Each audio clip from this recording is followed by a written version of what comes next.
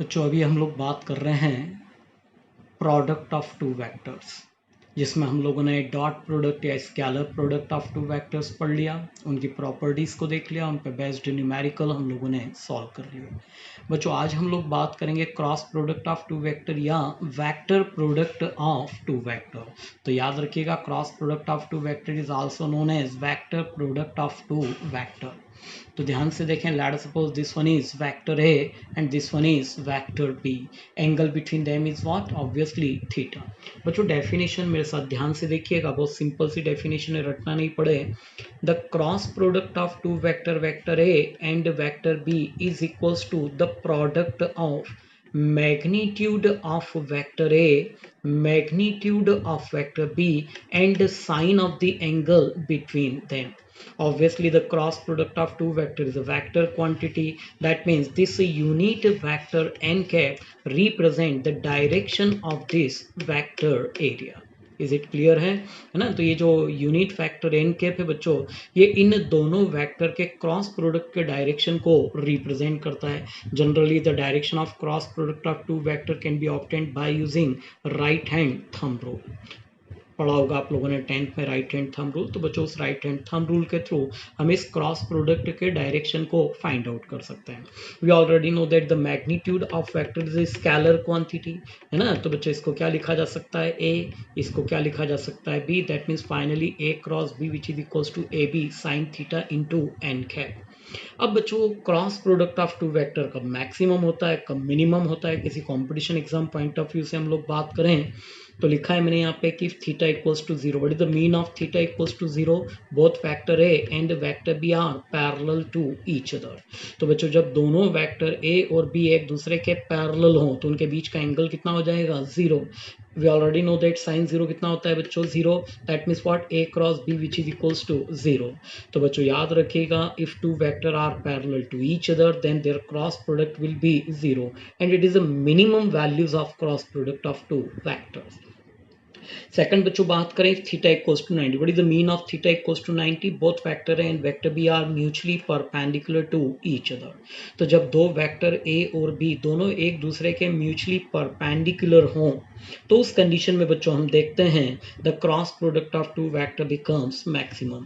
तो I think clear हो गया कि if two vector are parallel to each other then their cross product will be zero और minimum, and if two vector are mutually perpendicular to each other then their cross product will be maximum. तो बच्चों ये था हमारा cross product of two vector. Obviously इसकी कुछ properties भी हैं, बहुत सिंपल सिंपल प्रॉपर्टीज हैं, तो उन पर भी हम लोग डिस्कस करें। तो बच्चों बात कर रहे हैं properties of cross product of two vector. अब थोड़ा सा कंपैरिजन करके चलना। आपको ध्यान है जब हमने डॉट प्रोडक्ट की बात करी थी तो बताया था कि dot product of two vector obey commutative law. लेकिन बच्चों जब क्रॉस प्रोडक्ट की बात करेंगे, वेक्टर प्रोडक्ट की बात करेंगे तो वेक्टर प्रोडक्ट कम्यूटेटिव लॉ को ओबे नहीं करता। तो लिखा है यहाँ पे कि vector product does not obey the commutative law. That means what? कि vector A cross vector B is not equals to vector B cross vector A. तो बच्चों ये क्लियर हो गया कि cross product of two vector और vector product of two vector does not obey commutative law. Second, the vector product of a vector obey distributive law. That means what? Vector A can be distributed with vector B as well as vector C. That means A cross bracket में B plus C can be written as A cross B plus A cross C. That means vector product obey distributive law. Third है बच्चों, the cross product of vector with itself is equals to zero. वहां आपने क्या पढ़ा था? The dot product of vector with itself is equals to square of its magnitude, है ना? तो यहाँ पे ध्यान रखना है, यहाँ पे क्या है? The cross product of vector with itself is equals to zero because vector A makes zero angle with itself and sine zero कितना होता है बच्चों? जीरो। दैट मीन्स इसका जो क्रॉस प्रोडक्ट है वो भी कितना हो जाएगा? जीरो। क्लियर है? अगली प्रॉपर्टीज बच्चों क्या है कि इफ टू वेक्टर आर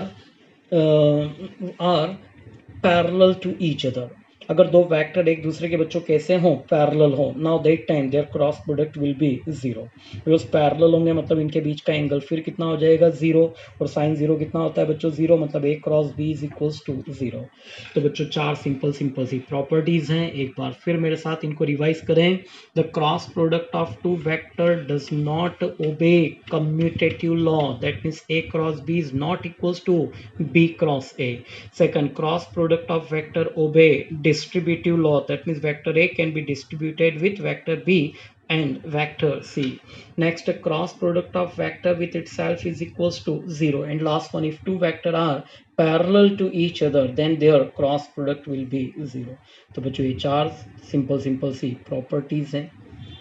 एक छोटा सा एग्जांपल ले रहा हूँ cross product of two vector का।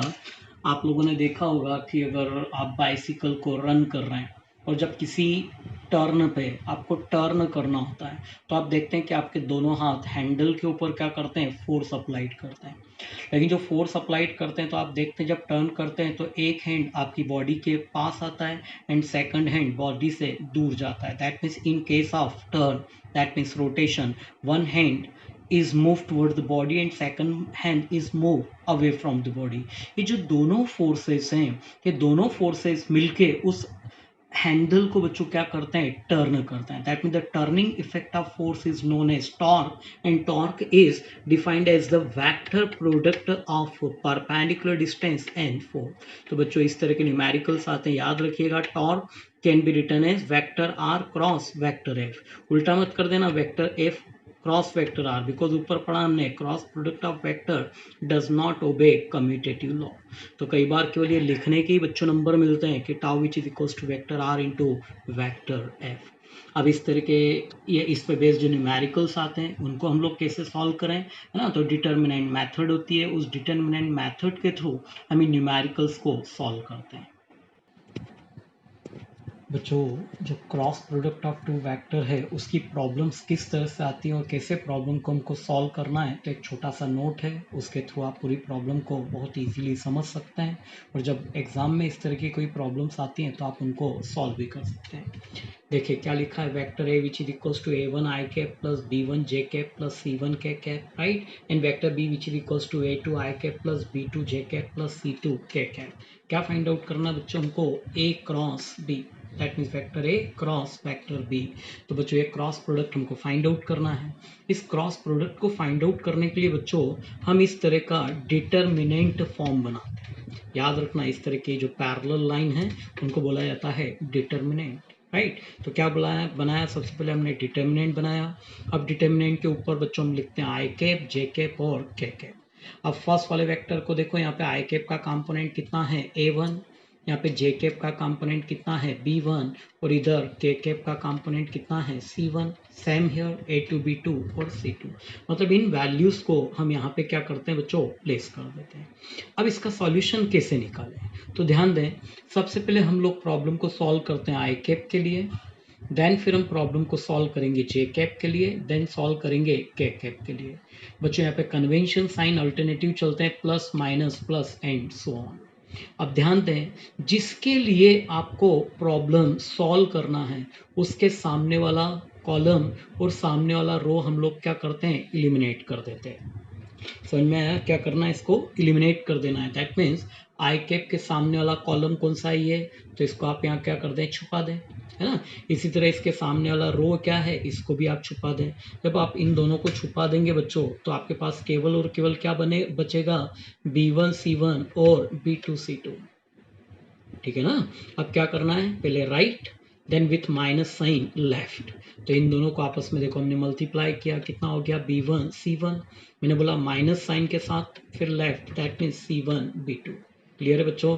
इसी तरह नेक्स्ट हम सॉल्व करेंगे किसके लिए, जे कैप के लिए। वंस अगेन जिसके लिए सॉल्व करना है उसके सामने वाला कॉलम और सामने वाला रो आप क्या कर दें, एलिमिनेट कर दें। तो बच्चों क्या बचेगा हमारे पास में, a1 c1 a2 c2। Once again पहले राइट देन फिर लेफ्ट, तो क्या हो गया a1 c2 minus c1 a2। Last में बच्चों प्रॉब्लम सॉल्व करना है किसके लिए, के कैप के लिए। जिसके लिए प्रॉब्लम सॉल्व करना है वापस इसके सामने वाला कॉलम और सामने वाला रो आप लोग एलिमिनेट कर दें। एलिमिनेट का मतलब होता है उसको छुपा लें, है ना। तो क्या बचेगा हमारे पास में, केवल A1 B1 A2 B2। Once again पहले right then with minus sign left, देख सकते हैं आप यहाँ पे, ठीक है ना। तो आई थिंक प्रॉब्लम कैसे सॉल्व करना है आप लोगों को समझ में आ गया होगा। अब ये चीज़ नहीं भी समझ में आया है तो एक न्यूमेरिकल में यहाँ पे ले रहा हूँ, इसके थ्रू आपको इजीली ये प्रॉब्लम समझ में आ जाएगा।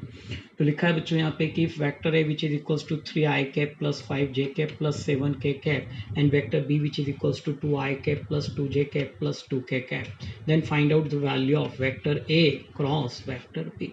तो देखा बच्चों, दो वेक्टर आपको दिए और क्या फाइंड आउट करना है हमको, उनका क्रॉस प्रोडक्ट फाइंड आउट करना है। तरीका मैंने आपको बताया था, क्या है, vector A cross vector B which is equals to magnitude, that means determinant, right. क्या है ऊपर, i cap j cap k cap.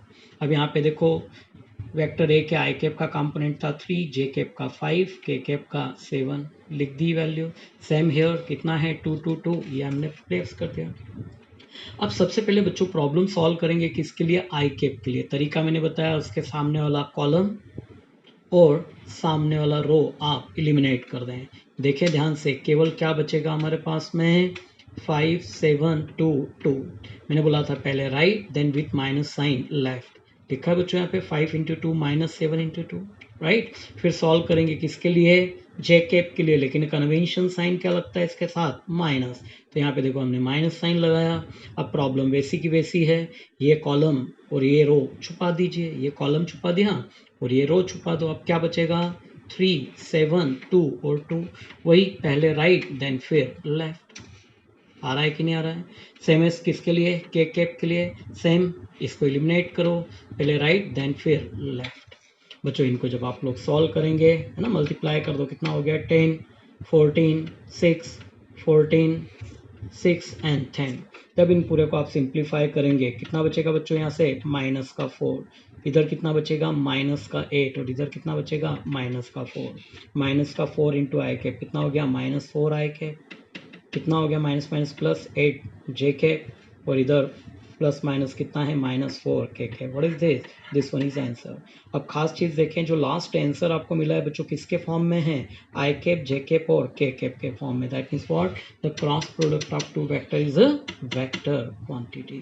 तो बच्चों इस तरह की प्रॉब्लम्स आती हैं एग्जाम में, आप लोग इसको थोड़ा ध्यान से देखें और जो शीट में आपको दूंगा उसको सॉल्व करने की कोशिश करें और ग्रुप में आंसर सेंड करें, ओके।